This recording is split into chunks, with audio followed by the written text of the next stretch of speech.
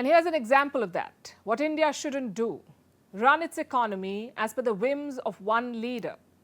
Xi Jinping's policies have driven China's economy into the ground. His Belt and Road Initiative led to high levels of debt.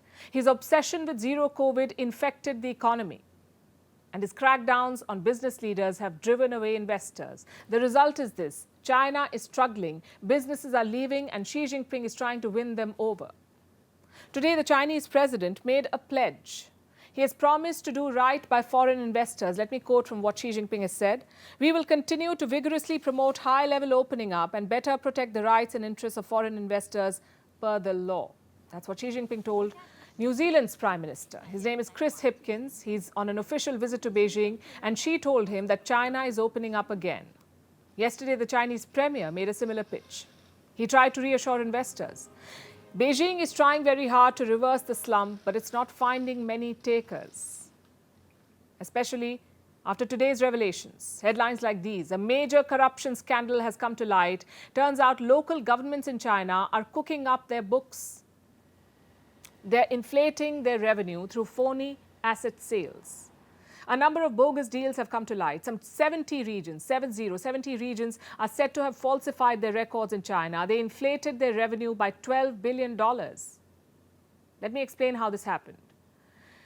This is mainly about land deals. Now, usually regional governments sell land to private players, to property developers, who then build apartments or commercial properties. This is how it works, and this is normal practice. It's also a major source of revenue for local governments. But in recent months, China's real estate sector has hit a slump. So the demand for land has shrunk. Fewer developers are buying land from local governments. And so government revenue has taken a hit. And government officials have come under pressure because their books are not looking good. Some of them started cooking up land deals. They created phony buyers on paper. They falsified records and showed land sales on their books, which was all fake. In reality, some officials were just transferring ownership on paper, and the land in question was still in government control. It had not been sold. All they did was change the names to create an illusion of an actual purchase. Subsequently, government revenues were inflated. We are talking about fake revenues up to $12 billion. Why do you think they did this? Because Chinese officials are desperate. They face large debt obligations, and they don't have the money to repay those debts. These are government debts we are talking about, not personal debts. Local governments in China are buried under loans. At the end of last year, they owed more than $8 trillion. We've told you about this before, $8 trillion. This debt has gone out of control. Land sales would have helped, but there was no demand for land. So local governments could not raise money. In fact, land sales have been an essential source of their income.